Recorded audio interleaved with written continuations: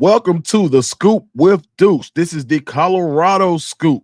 I'm your host, Philip Deuce, aka Deuce D Scoop. Check me out on Twitter and Instagram at Deuce D Scoop. And make sure, if you don't do nothing else, make sure you hit the like and subscribe button and find that little bell and hit the notifications because I'm loaded up. We're gonna be talking about everything as it comes out. The latest news in Buff Nation, some unfortunate but okay news is the fact that defensive line coach Damione Lewis has accepted a job at the University of Miami, his alma mater, and will be departing the Colorado Buffaloes coaching staff. This is a big loss. I'm one of those guys who, when things don't go your way, you don't just start hating like, oh, he wasn't that no way. We're better without him. And I'm not saying you don't get better without him. But what I am saying is you don't take that type of hating just because they made a decision to better their career. And you know, to diversify their career, if anything. So he gets to go to his alma mater, and I know Coach Prime is happy for him.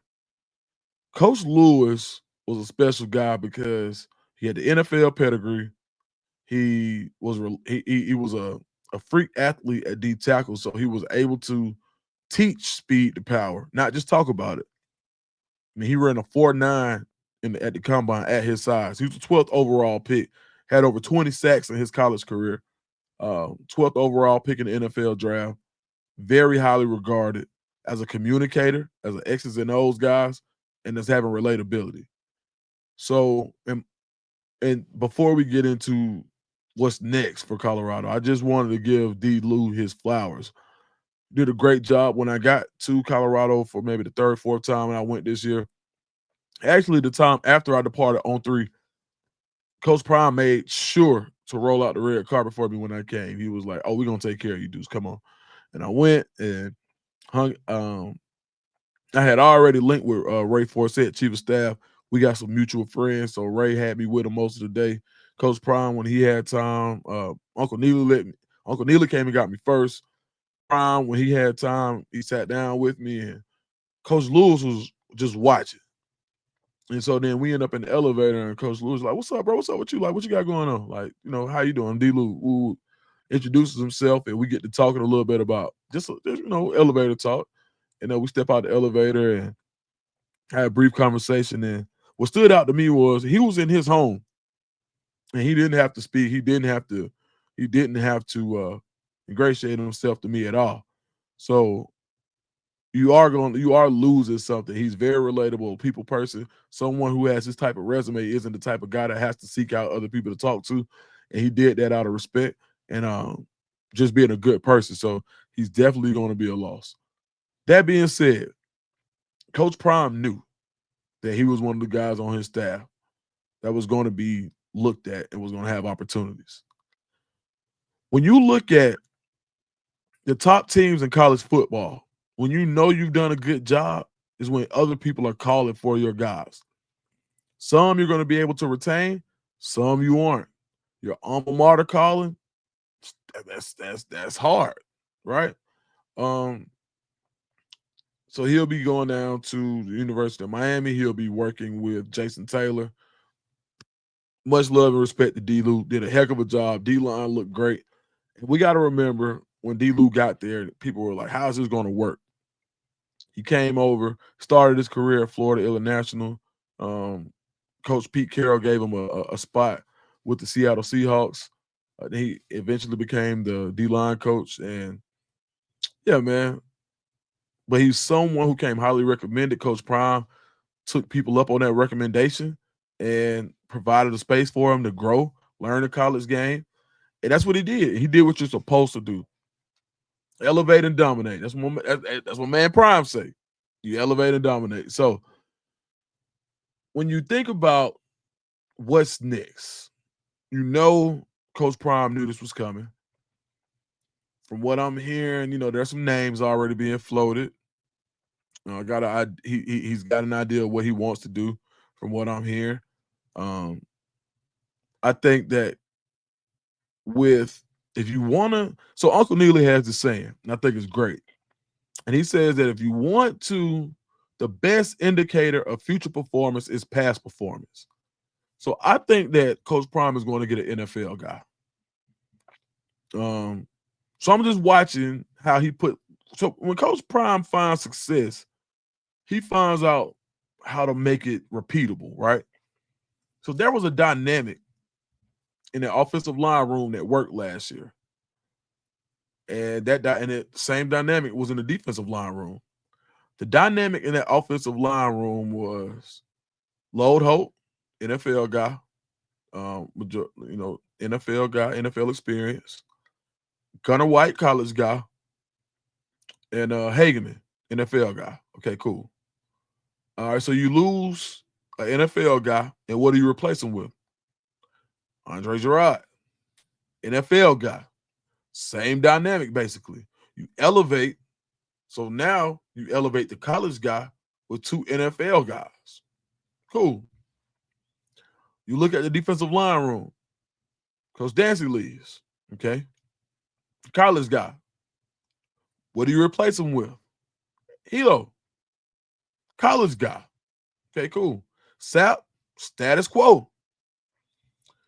I think the next guy you bring in, if you're reading the tea leaves, is another NFL guy.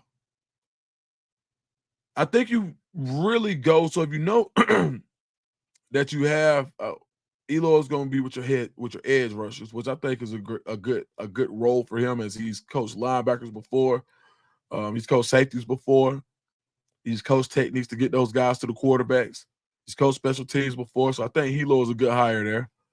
But I think you bring in a D tackle guy, an interior guy, a guy with some interior experience, a guy who's done it before. Whether that be, I'm guessing NFL, but I would think somebody just who's played the position before, I think is what you go with in that room. If you look at the dynamic of, because D-Lew did that, and I think he's not going to upset the dynamic of that room. I think you come in with the guy with the similar skill set. You see names being floated around. And I think it's great because Coach Prime has proven that his reach knows no bounds.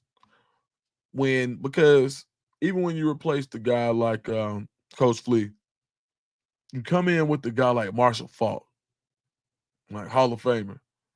So that running back room has a similar. This is probably the most dynamic it's been, coaching wise, when you bring in star power like that as a position coach. So I think you balance the whole room, and I think you bring somebody in that could stand, who can fit that same role, who can learn from Sap, but also brings his own pedigree. I think Hilo is a good fit because he's worked at so many programs in that room. He's been at Georgia, been at Colorado State, been at Michigan, been at Maryland. He's done it in so many places. Understanding the college game, he's going to be critical to that room. Now, if they bring in another college guy, I would be a little surprised, but I would maybe to be a guy who's done college and NFL, right? But I think you got to get a guy with the D tackle acumen, with the interior acumen. We know Coach Sapp was someone who could get after that passer, right? Also, the stuff to run, but I think you get a guy to help you formulate that room to be tougher against the run. Last year, when we saw Colorado in his worst games, it wasn't really getting sliced up through the air. You look at what Kansas was able to do on the ground. You look at even what Kansas State to some degree was able to do on the ground. You look at what BYU was able to do on the ground. You want to solidify that part. And I know that Coach Prime, if I don't know nothing else, you beat Coach Prime one way, he's gonna figure out how to beat you the next time. So I think when you look at the additions that they'll make in the spring portal, right? I know they're going to bring in another defensive lineman for sure. I'd be very surprised if they don't go after another defensive lineman, a big time D lineman. But you've already seen them address that, right? Now you get so the next step, I believe, for a guy like to replace a guy like D-Lew is to get another defensive lineman, guy who has some experience. I think that where you are right now is just a product. When you look at Ohio State, how much they lost, right? They lost national championship team, and this is just, I want to reiterate this, just so we can go back through it. The national championship contender, what did they champion? The national champion, playoff winner. What did they lose? Offensive coordinator and defensive coordinator. Great team.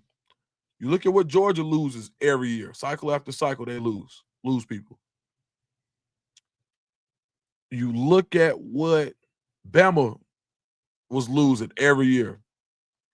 Coach Prime, on the low, his coaching tree is about to be insane. In years previous, Alabama was seen as the place where you go get your quote-unquote PhD. You go there, or let's say your master's. You go there and get your master's in coaching speak. You go get your MBA from Alabama as a coach. Get up under Saban. You know that's going to be a springboard for your career. That's when you've already got experience and you need to you got some good experience, but they'll let you get your foot in the door enough for you to learn so you can go get that next big job. Now, there are going to be some guys at Colorado who are going to develop at Colorado, and they'll be there for the long haul. But you have to commend Coach Prime for making fertile ground, for turning Colorado into fertile coaching ground. How do you attract the next top talent? By showing you the resume of the guys that you've already coached. My favorite term when it comes to recruiting, whether it be high school recruiting, and now we're talking about coaching recruiting, is proof of concept.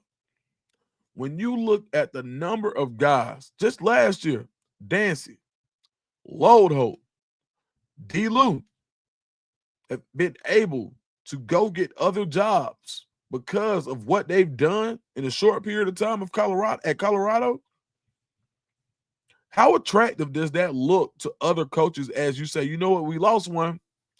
We need to backfill a role. Think about it when you go to a job. Every time I was at a job, I would look at, before I took a new job, I would look at why that job was open. Either it was a newly created role, was the guy in front of me fired, or was he promoted?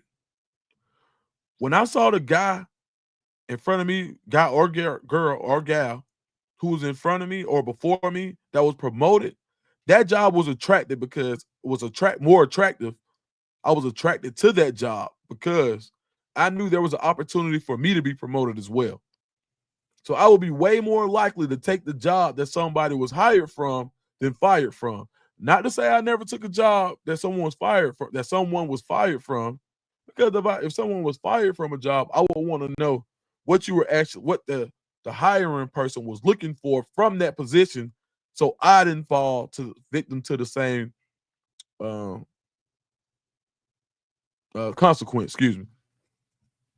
But when you talk about Coach Prime setting it up to where people are starting to want this Colorado job, and now all the Coach Prime is this and that is going out the window, I think you're going to be very happy with. I don't think this is not a splash hire. I think it's somebody that's going to turn heads. I do.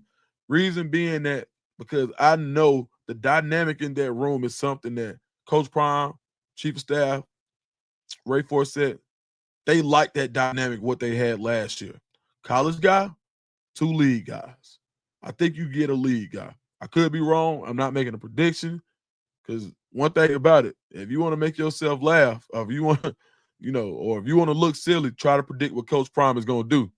But just me reading the tea leaves, from what I understand about Coach and some of the conversations that we've had, I think you want to, when you get a good dynamic, you want to stay there. So, in closing, first of all, shout out D-Lew.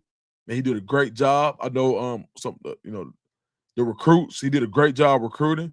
Saw some of the recruits looking sad. Like, hey man, I saw C Hud put a tweet out with a crying face, like, dang, my coach is gone. But I think that understanding that you're going to need to bring in a guy who's going to keep the excitement in that room going. I think Coach Prime is going to make a great hire. I think everybody will be happy about it. And drop some names in the comments. Who do you think would be a good fit in that role? I've told you what I think is going to be a good fit. You drop something in there to let me know what you think would be a good fit, or who. Maybe it's a Hall of Famer. Who knows? Um, I mean, maybe it's a defensive end. I don't know. I mean, a guy who I would love for him to get. I'm not sure if he would at this moment, but man, how dope would Chuck Smith be? And I'm not saying that this is merely speculation, but a guy of that ilk, right? I think he's with the Ravens now. I forgot who he's with, but he has a training academy in Atlanta.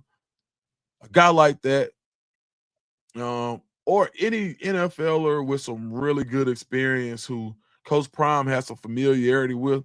If you notice, he's got some type of familiarity with most of these guys, so that he hires. I think that would be dope. But you put down who you think the guy is or should be. Also, make sure you hit the like and the subscribe button. Follow me on Twitter. Follow me on Instagram.